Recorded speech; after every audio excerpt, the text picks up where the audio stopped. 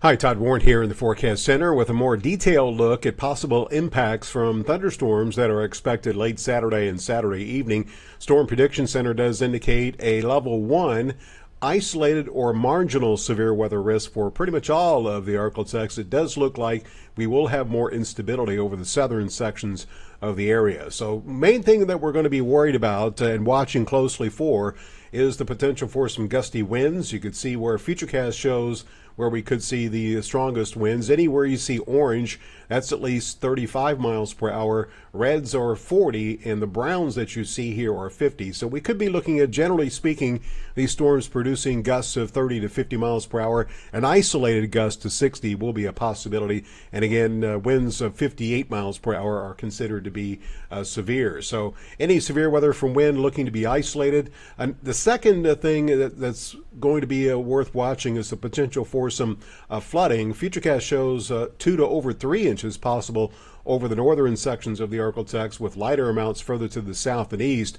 But if you look at the blend of models, we could see those 2-inch totals pretty much anywhere across the ArkLaTex here for Saturday. So that is enough to give us at least some risk of some isolated flooding, especially in urban and low-lying areas.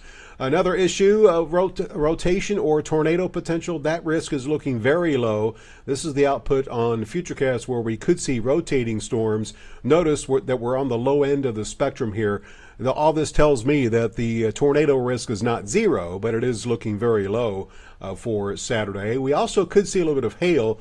Notice most of the colors that you see here on the low end of the spectrum, there is a small chance that we could see a few larger hailstones, perhaps approaching quarter size. That risk may be highest if Futurecast is correct, where the storms arrive sooner over the western sections of the area. So again, it looks like the main concern, actually top two concerns, will be wind and the potential for some flood producing rain in a few isolated spots. So that being said, here is a look at your 10-day forecast. Again, once the storms move out, we will salvage a decent day Sunday with a little bit of afternoon sunshine.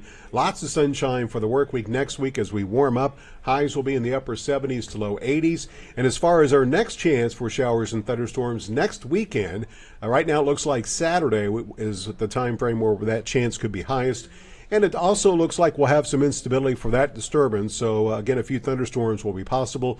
A bit early to determine the extent of any severe weather threat at this time, but something to keep an eye on as we move towards next weekend.